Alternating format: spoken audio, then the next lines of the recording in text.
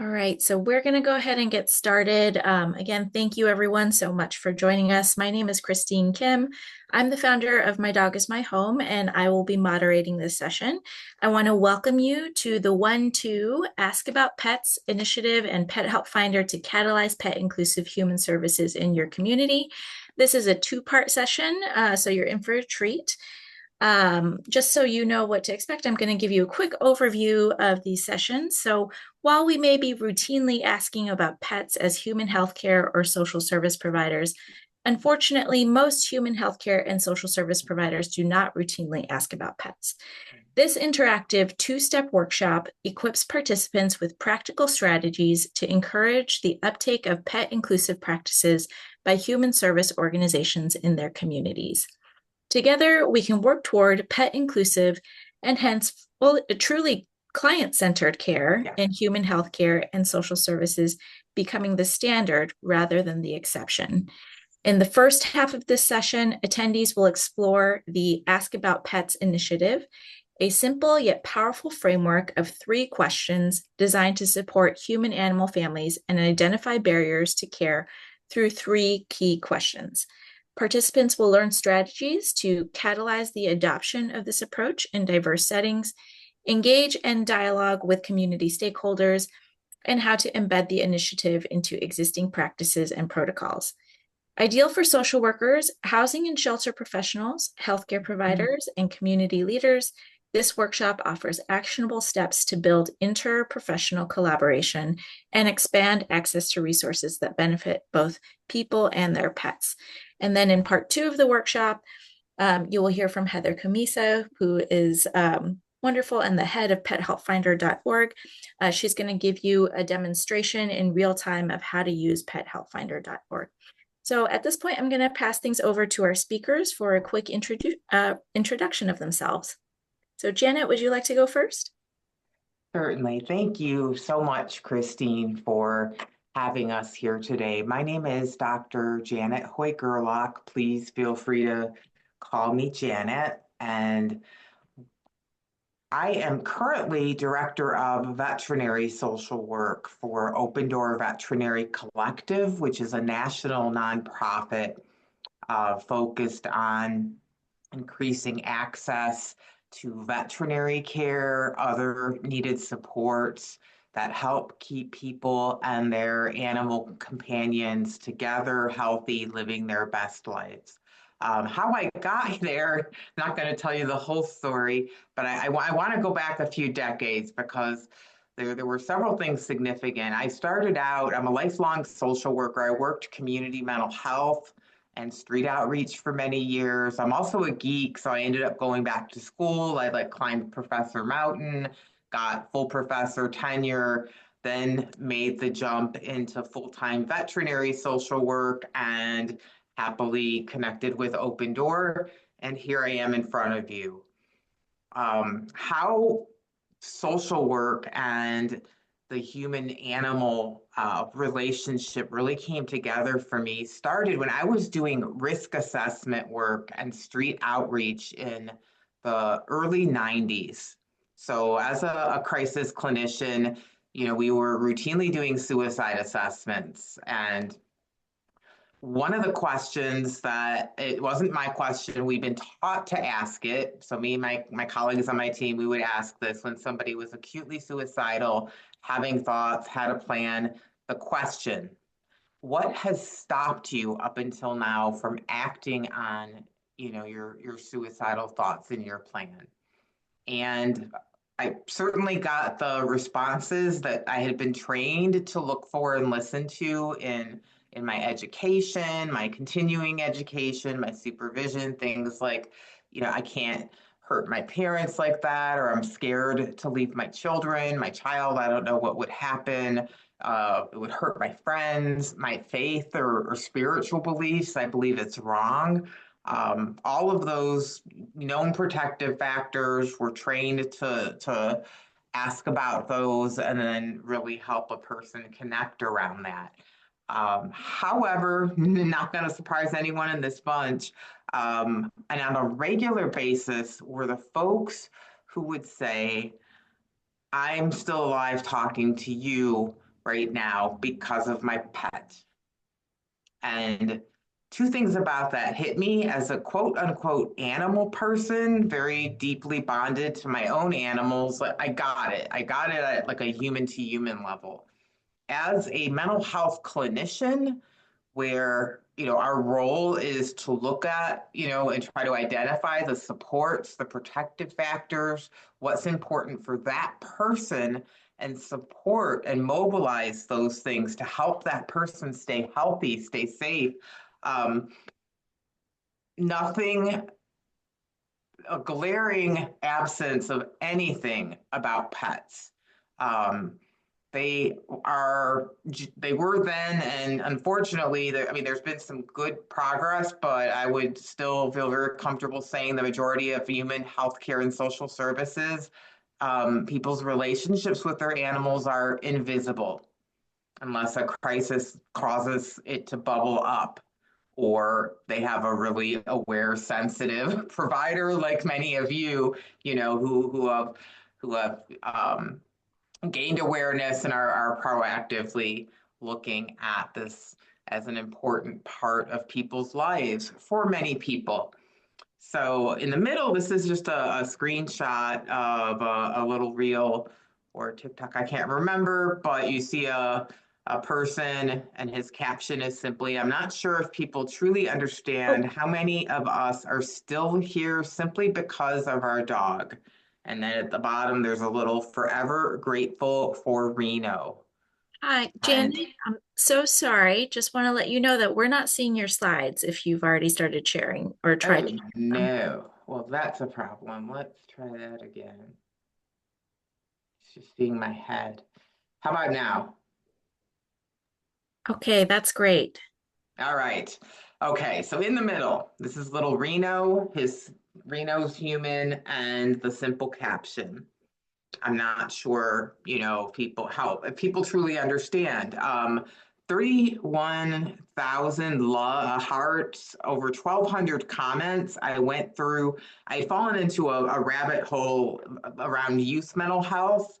When I read a study that many young people are getting their mental health information from like TikTok and social media, and fell into many of these kinds of posts. And again, this is anecdotal. Um, this isn't hard science research. However, this is very likely a real human. And then the majority of these responses were agreeing, saying, "Yes, me too." And more worrisome, they were also saying, "And I don't know if I'm going to still be here when my pet passes or dies." I certainly dropped, resources, 988, some other things to try to connect.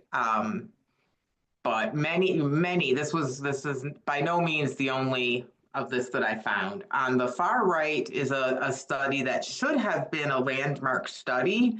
It was a big study of protective factors, things that helped older adults stay healthy or helped reduce their health risks. It was not specifically on pets, but pets came up as a protective factor. People were reporting it was their pet stopped them from completing suicide. And so qualitative analysis with a subgroup, a small group, they were able to interview and kind of explore. And indeed, it wasn't just some sort of statistical, you know, spoof that these somehow connected. It was indeed the animal, the relationship, and the commitment to caring for that animal. Unfortunately, this came out in March of 2020. Need I say more? It didn't. I mean, I only got it because I have an email alert for these kind of research studies. Um, but it didn't make the news, nothing. There was, COVID and many other things. But fortunately, actually was able to have Jeanette Young host her in my home. She continues to work on this and research continues to emerge. So this isn't a fluke. And again, it goes both ways. Um, there can be a risk with the grief when a person loses the relationship that's most important to them. So today in this, the 1-2 is simply sort of the 1-2 of a simple method that we can hopefully use together as a community to get a movement where we are shifting the needle of culture in healthcare and human services and mental health to where we proactively ask about pets, and it's the norm rather than the exception. So at the end of this session, part one, my hope, my goal is that I have shown you how you can become connected with this, that you feel you have three strategies or rationales rather for asking these questions. If you're in a human service organization that's like, hey, that's great that the person has a pet, we help people. We don't do animals. That's not our scope of practice. What do we say back to that? And then third, as with everything else that we do, we have to connect with the strengths, the resources around us, in community specific contexts. So what are some strategies for doing that? And then we'll have a 15-minute break, and I will be turning it over to Heather, who is going to then show a fantastic tool that really helps. It provides sort of the entirety of the change that we're looking for, because asking is the first step, the one, but the two is like, now what? So now I know there's an issue, there's a concern. How do I find resources? How do I find help? Well, that's Heather's part. So we don't want people to feel like they're left holding the bag. If people are going to be asking about something, we need to have resources and ideas. So just basic context, in a United States kind of lens, 66% of households reporting they have at least one pet, the majority saying they consider their animal to be family. So I'll have folks that say, hey, Janet, it's real nice, it's cute that you like to do like work with animals and health, but animal assisted therapy, but I'm not an animal person, so I don't need to know any of that. I got your invite, but thanks. And to be real clear, animal assisted therapy, incredibly powerful. It brings those remarkable ways that we can connect with other species to folks struggling with health or mental health or other issues. But that's not at all what we're talking about here. What we're talking about here is the majority of people that human healthcare and social service providers will see in this country, or at least the majority of households, are likely to have at least one animal, and most of them considering their animal to be a family member. So it's not about the provider being an animal person, it's about the provider being a competent provider that is able to recognize and respond to an important support, resource, and strength in that person's, in their patient or client's life. Like the that screenshot at the beginning, that person with the little dog Reno. There's so many Renos that are invisible for folks that are getting mental health care or health care, who could be a way to engage with the person much more deeply. So pet inclusive human services, why are they the exception rather than the rule currently? Why are we not asking? This isn't a new idea. The first case study published in social work literature was in the early 1970s by an author by the name of Catalyze. It's sad. I can certainly send it to you, but this was the first time it was raised in, nationally in literature. Hey, we need to be asking about pets. It was an older adult woman, a dog named Lacey, and her health was declining, and she did not have support for herself or for her dog, and the whole situation devolved. The ending was very sad, and person who wrote it up was like, we can do better than this. I'm paraphrasing, but why did we not ask at the beginning? Why did we not plan at the beginning? Basically, when she lost her dog, she lost her will to live. And not a good ending for either of them. So, recognizing and responding to people's concerns, their relationships with their animals, why do we need to do that? Why do we want to do it proactively? Let me just toss this out here and we can respond. I don't know if we have chat on or you can just think in your head, but have you personally had, if you're a service provider, had a client or a patient refuse or delay needed treatment or service access because they did not have a plan for their pet?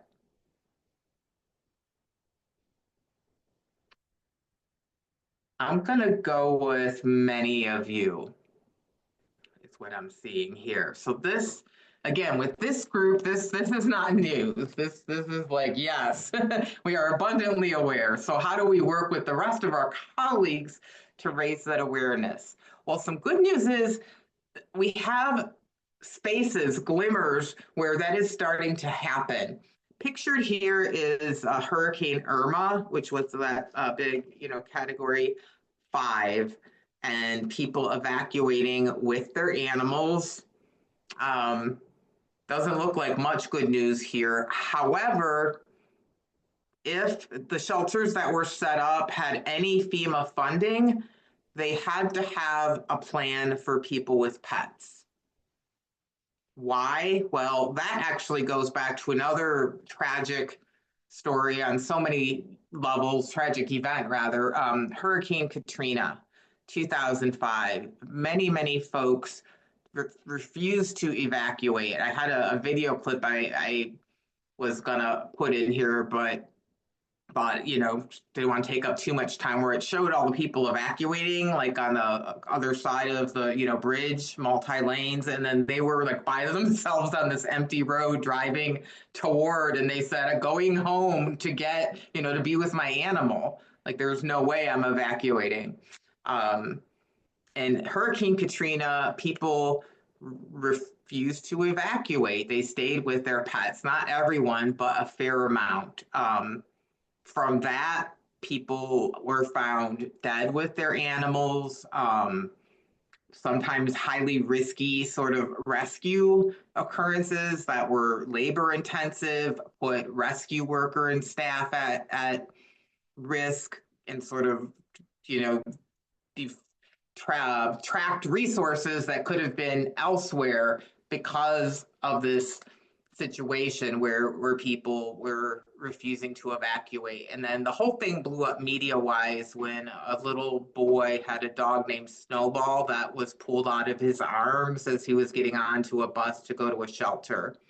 And the person who pulled the dog out, little Snowball, the person was doing their job. I'm not in any way wanting to go negative on that. That was the rule at that time. But the little boy, and there was media there, he became so upset he did not get on the bus right away. He started sobbing so hard he threw up. And that crystallized what became the Pet Evacuation Service Act. It was bipartisan. It passed in 2006, and it requires, if local or state governments want FEMA funds, they must have a pet plan. So that was one kind of success. Another example is the Pet and Women's Safety Act that was passed in 2018, and federal bipartisan set up a grant for domestic violence shelters and orgs to be able to apply to co-shelter or come up with ways to help people trying to get out of violent situations with their pets. Again, why? People were delaying leaving, refusing leaving because their animals were also in danger. And finally, now, and want to just give a huge shout out to our very own Christine Kim and My Dog Is My Home. But we have the PUP Act, which was introduced in 2023, 2024. Representative Jason Crow Hopefully this is, wasn't gotten through Congress that time, but there's a lot of energy around it. And similar to the Pet and Women's Safety Act, it would get funding out there for emergency housing and permanent housing to have like co-sheltering and pet accommodations. So there is progress, there is hope. I want to start out by, I would, say the majority of us don't ask, or our organizations rather, but there's actually bipartisan things happening. I believe the PUP Act is bipartisan sponsored. It's you know quite exciting this day and age when we don't have much of that. So two main reasons to ask when we're talking to human service folks who are like, we're human service organizations, we're not going to start asking about pets in our intake. First is reducing risks that we've looked some at already. Second, building on strengths relating, if we want to be in social work, we call it client-centered, strengths-based. In medicine, they call it patient-centered, but it all is the same sort of lens of foregrounding the person's strengths, their values, the supports that work best for them. So no, you don't have to be an animal person at all. What this is about is competence, being able to work from a client-centered or patient-centered place. Risks.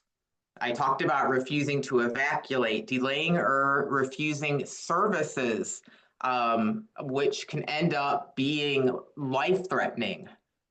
People not leaving violent, abusive situations, people refusing acute medical care, or leaving inpatient hospitalization against medical advice because they don't have somebody for their animal. People with very serious conditions, a heart episode, stroke. I'll show you an example of that one in a moment. People declining mental health crisis stabilization. People, we can be doing all the things with mental health, people living with mental health struggles, and sometimes medicines stop working. New stressors happen that are just completely overwhelm our coping resources, destabilize, and sometimes we need some inpatient or crisis, residential extra support to be able to get back to a state of well-being. If it comes between that and a person's pet, that is not a choice. Many folks are not going to give up their pet and then sacrifice their mental health. Same thing with addiction detox and treatment. I can't tell you how many times I've talked with folks doing outreach where we're handing out pet food or other kinds of supplies where people tell me they are literally staying sober or clean for their pet because their pet needs them. And I actually am working on a review of research literature on that, and there is some out there. And then, of course, we know emergency housing and shelter. And, my dog is my home being the national sort of hub for leadership and information on how not recognizing and responding to a person's relationship with their animal can literally put people in life-threatening situations because of safety, because of weather, where they are not going to choose their safe housing over their animal. And along with this, distress and trauma. If we are talking about people where their animal is a primary relationship in their life, one of the most important, if they are forcibly separated, this review came out in 2024. There's not a bunch of research on it, but essentially people who were separated from their animals, let's say involuntarily, they were taken by ambulance, to the hospital. They were there for months, nursing home, no social animal control, picked up their animal, adopted it. They have no idea what happened. That is a devastating loss and grief.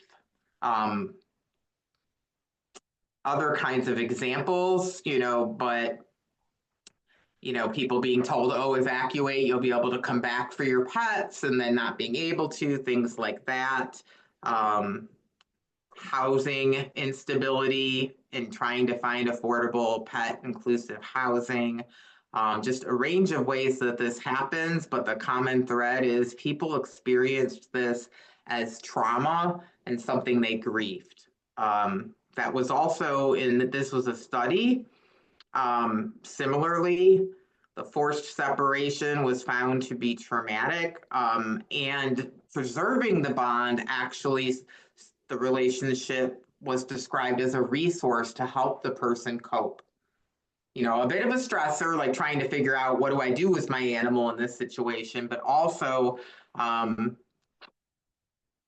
do they put it here? Structure, companionship, aided in recovery post-crisis, while the absence of their pet negatively affected their recovery, again, mainly grief, like that they were forcibly separated, not able to be reunited. So if we try to get this into simpler, asking about pets reduces risks related to barriers to service, delaying care, and it's also trauma informed. When we ignore potentially the most important relationship or one of them in a person's life and then negate that, we set them up for potential trauma. The other side is asking about pets builds on the natural strengths in the person's environment.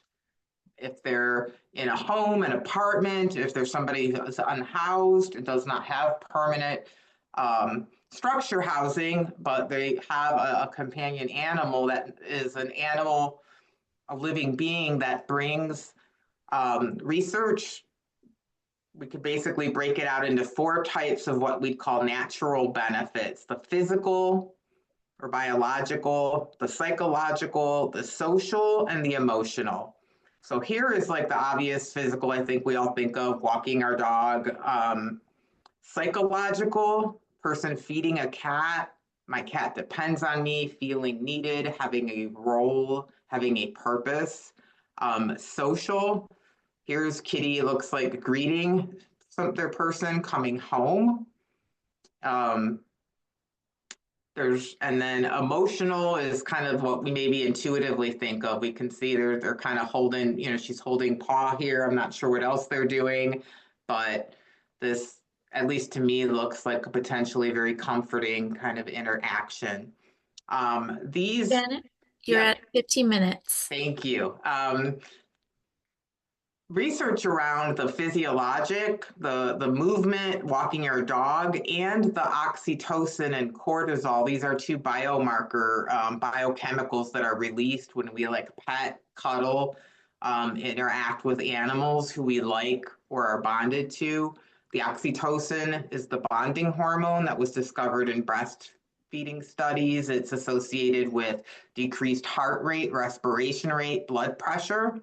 And of course, cortisol is our stress hormone, which is the opposite. It amps up those things. Enough research has come out around, if, provided we like the animal, aren't afraid, or, it's our own animal, we're very bonded, that those cuddling, snuggling, are actually associated, very likely releasing oxytocin, not only in us, but in our animal, which are then reducing, they kind of call it the triad of cardiovascular markers, the heart rate, the respiration rate, the blood pressure. So that on a regular basis. Plus, if we have dogs, maybe being more active walking, the American Heart Association, so this is the leading public education organization for cardiologists. They are not real lax on their research standards, like they're pretty hardcore. And this is a public health campaign, national, that was released in 2023 and is still going strong. And it goes into different ways that we can partner with our animals for well-being. So trauma-informed, reduces barriers, client patient centered, and it builds on natural strengths. Wonderful. We're still not doing it with most organizations. So to help change that, and this is really, as much of a movement as an initiative. Um, Fortunately, it's not something that has to be incredibly difficult. The simple basic piece is to ask. And there's a QR code here you can scan to sign up. The Ask About Pets initiative, we're going to be, this is kind of a very soft launch, but we're going to be offering 3 free webinars. They're the same webinar, so you could just pick a date, going through more detail on it. So you can sign up, QR code. The 3 questions: do you have any pets? If so, what kind? How many? Are your pets helpful for you? Do you have any concerns or worries? What are they? And I would add here, and we need to fix this, but and anybody who can help. So kind of 3 areas. Minimally, we ask them. We can ask them as clinicians. There are follow-up questions that we ask as clinicians or as shelter providers that aren't in our forms. We ask follow-up questions all the time. However, to get to the next level, to not have it dependent on you and me and our colleagues to remember these questions every time, we need to get the infrastructure. What the heck do I mean by that? It needs to be in the forms. Then it's built in. It's built into the processes. It's built into the protocols. Again, a QR code will get you these questions. Where do we put them? Let's say you have an electronic medical record, you have a paper chart. This varies by settings and your organization. We need to have them go where it makes sense in everyday use. We don't want it to go someplace where it's not gonna be seen. I've seen it in the who do you live with section. I've seen it with family, and I've seen it with social supports and friends.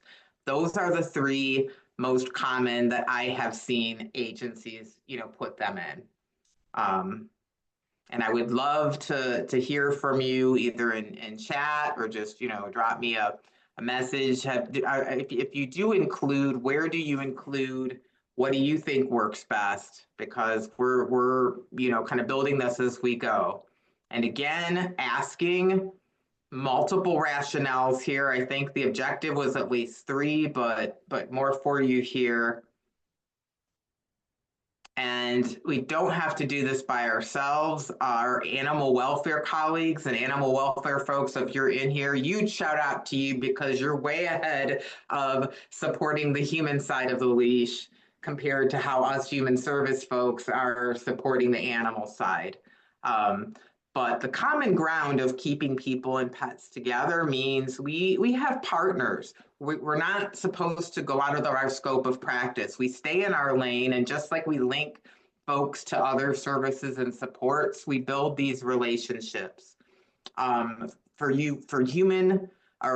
social service providers, most of us maybe know about 211, a database to find organizations. Animal welfare, this is where you can find your human service people quickly. It's a database, you can call it, you can search it and tell them what you need: child welfare, coats, shoes, utility shut-off help. They will help you search. Immediate mental health crisis, 988, 24/7. You can put them on speakerphone. Now you've got mental health support backup. How do we find the animal welfare folks? How do we find resources as human service providers? If we at 211, we know to look for other kinds. Fortunately, there is a fantastic tool that partners with 211 United Way, partners with Meals on Wheels, many other organizations. And that, I'm happy to say, is part 2 of this talk. So asking about the pets, minimally the 3 questions, intakes, assessments, admissions at the beginning rather than when crisis has happened. So there can be some planning and conversation. getting it in your forms. And I recognize that many of you may not have the power to do that in your organization. Find the pet lovers in your organization. You're not alone. I know it. And there's got to be some that are managers and some that are directors and maybe have never thought about this, but you talk with them, you share with them, you frame it around the rationales that are most important to your organization's mission and say, hey, like, how can we do this? Or could we even trial it maybe with a team? Please feel free to reach out or sign up on the Ask About Pets initiative. Is as we do the trainings, we're going to be building supports to help you all do this. But I guarantee you're not alone at your orgs. There have to be, and maybe it's on the board even, but there's just 66% of households. The majority of us have animals. Most of us consider them family. So other suggestions, checking with our staff, volunteer, and board members, anybody that has cross sector, I mean human to animal welfare or vice versa. Like, are you animal welfare and you have volunteers who are social workers, or are you a human service org and you have people volunteering at the Humane Society? Like, check with that. You may already have some connections to start to build out in terms of having resources after you've asked the questions. More gatekeeping information here. Staff contacts. You always can call if you're cruelty investigator. Hey, I just want to get thoughts. What kind of resources for this child, or hypothetically, if this was happening, would this be reportable?